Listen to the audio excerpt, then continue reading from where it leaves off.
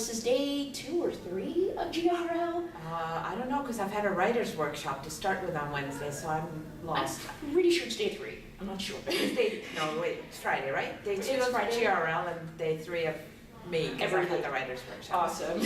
So I'm here with the ever awesome Zahra Owens. You may recognize her about the Clouds and Rain series, which I love. Thank you. And it's very nice to get you to come here and talk to me for a little bit. I love this. So you mentioned you just finished a Q&A, so Yes. you were asked a bunch of questions. I'm going to try not to repeat them. But you did hint or just outright say that there was going to be a 5th book in the Clouds and Rain series. Yes, definitely. Can we hear a little bit more about that if you can? Yeah, sure. I've only just started it, so the details are a bit sketchy, but I can say that we move ahead 5 years after the last book. Basically, there's only one reason. One of the characters I wanted to use is 16 in Moon and Stars, and I wanted him to be a little bit more adult. I wanted him to be 21 because the guy I'm pairing him up with is quite a bit older than him. He used to be a school teacher. And he won't be a school teacher anymore when we get back 5 years later. But I wanted my younger guy to be mature enough to not have a cradle robber standing next to him. Yeah. So we skip ahead 5 years. Okay. And we go back to, the school teacher he had a terrible crush on. And they were split apart by the rest of the community because there was just too much age difference. And, now 5 years later, the school teacher comes back and It's awesome. that's where we start from. I am looking forward to reading that so much.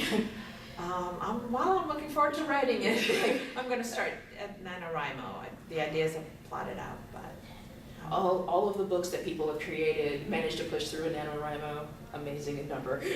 So far, how are you enjoying Atlanta? it's my first time to Atlanta. I've been to Atlanta a few times, but only the airport, Oh. because it's a big hub, so you land here and then you move on. But this is the first time I've actually gotten out of the airport. My first impression was it's not too hot, but it's very sweaty. And now we've had rain, it's a little lighter now. I don't know, haven't really had a feel of the city because we're kind of cooped up in the hotel here. Yeah, pretty much. But, okay. But I enjoyed this whole setting of GRL2013, so, it's meeting readers, meeting other writers, meeting friends that I only meet when I come to the States because I'm not here all that often. So it's like, kid in a candy store, and I'm like, turned on all day long. So I realized I didn't ask a question before we record, which I probably should have. Where are you from? I'm from Belgium, so across the pond. Yeah, that- 6 hour time difference, which means it's afternoon for me, so That I'm wide flight- awake. That flight had to be long. It's a 9-hour flight, yeah. It's okay, I'm not a bad flyer, so I just sit there with my iPad and I write. Excellent. So I pass the time, no problem. Cool. So speaking of writing, when you do sit down, have a chance if you're not on track like traveling, when you sit down to write wherever you write back home, what is your preferred environment? Do you like to, someplace noisy, someplace quiet? I live alone, so it's usually kind of quiet. I turn off the TV, I don't have radio on. It's just me and my computer. And I actually have a separate computer to write on because otherwise I'm on Facebook, Twitter, email. I know that. I know this feeling so much. So I actually have a computer where, I don't have all my passwords for everything and it's not on there, and so I can just write. Awesome. Everything else is too distracting. I know that feeling, and I'm admiring your line because it has your name on it, which is awesome. Yes, well, it's my swag. That is amazing swag. I'm kind of a crafty person, and I get bored very easily. So watching TV, I need to do something. Usually I knit. Yeah. But if it's coming up to a convention I have to go to and I have to have swag for, I make bolo ties because I write cowboys. So yeah. And I know that you definitely asked this question during the Q&A, but I would love to find out. Record again. So it should be easy. What's a lady from Belgium doing writing cowboy stories? Yeah, I'm probably as far away from cowboys as you can, geographically get. I don't know, I like the strong silent type characters, and I like kind of butch guys. Yay. With a very soft center. And every time I've come to the States, you know, you meet the typical butch guys with the Wranglers and the hat, and they walk around everywhere. And I've been to gay rodeos and stuff like that, so that's a little bit of inspiration. That was a lot of fun, by the way. And then I came across J.L. Langley's The Tin Star, and I read it and I loved it.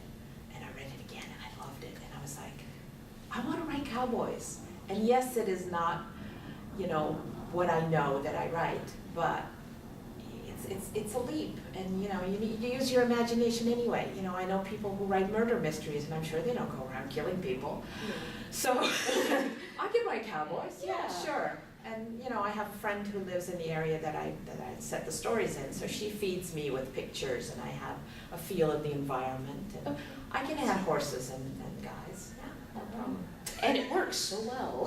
Thank you. So there is a costume party happening tomorrow night. I was wondering, did you bring a costume? No, because yes and no. I'll explain. My suitcase was full of swag, and I had to pay extra to have it here anyway. So I had no space left. So I took the smallest possible. I have a mask at home, but I couldn't bring it because it's all weird shaped, and I couldn't squash it. But I brought wings, so I'm going to be an angel. That's so cool. All right, so last question. Sorry, my tablet decided wanted to come to life. During the Q&A, you and Andrew Gray, who were talking about your different interpretations of writer's block, and yours was when the characters stopped talking to you. Yes. So, obvious question: how do you get them to start talking back to you again? It often means that I have to do what they want to do. You know, sometimes you write a scene and you go like, well, I want them to react in a certain way, and they don't want to do that. But you push them to do it anyway, then they stop talking. So the only way to have them talking again is write the scene the way they want it to.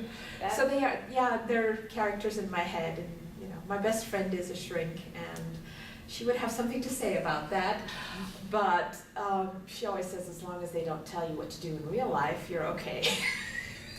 I have this saying, it's okay to talk to yourself, so when you start talking back, that's probably, that's a problem. Exactly. Okay, well, so yeah. Awesome, that is actually really good advice. So again, thank you so much for your time. I Thank you for setting this up. I'm bowled over by the fact that people even want to talk. So guys, really, if you haven't checked out artists, we love to talk about ourselves. Yes, we want to talk more about our crap. So guys, if you haven't checked out Moon and Stars, freaking get it. And again, thanks again, and I'll catch you guys later. Bye.